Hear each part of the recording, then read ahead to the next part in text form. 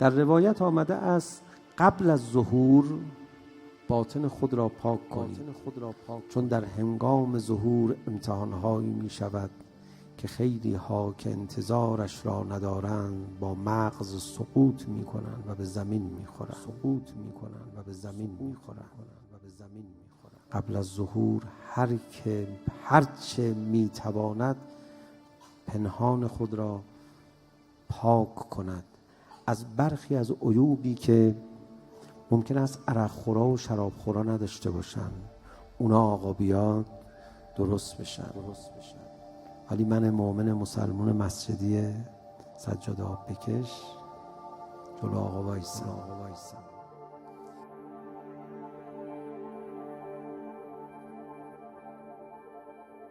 اساساً زندگی انسان از آغاز تا انتها صرف آشکار کردن بخش‌های پنهان وجود آدمی است.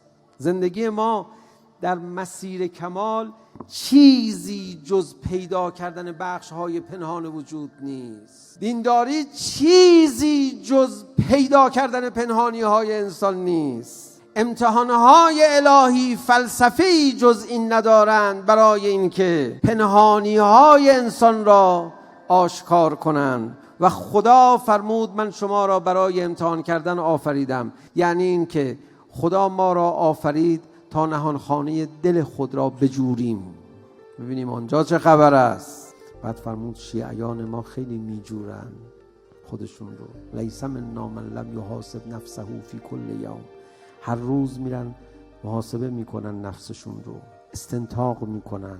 وقتی که اولیاء خدا نیمه شبها میرن زجه میزنن، زاری میکنن، گریه میکنن، امیر المؤمنین مولود کعبه تا لحظه آخر عمر نگران است آیا بدی پنهانی وجود نداشته باشد که او را نامؤمن بمیراند. نگران است تا ضربت میخورد میفرماید فزت، الان خیالم راحت شد، من مؤمن مسلمان از دنیا رفتم. امیر المؤمنین درون انسان چه خبر است که اینقدر باید آن را وارسی کنی،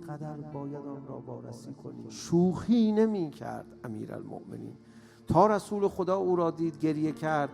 در ماجرای خطبه شعبانیه صدا زد یا رسول الله برای چه گریه می کنی تا مرا دیدی؟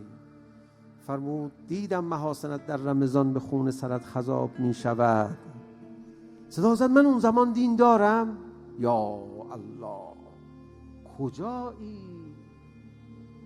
مشغول خودش است، مبادا بدی در آن گوشه و کنار دلش پنهان باشد.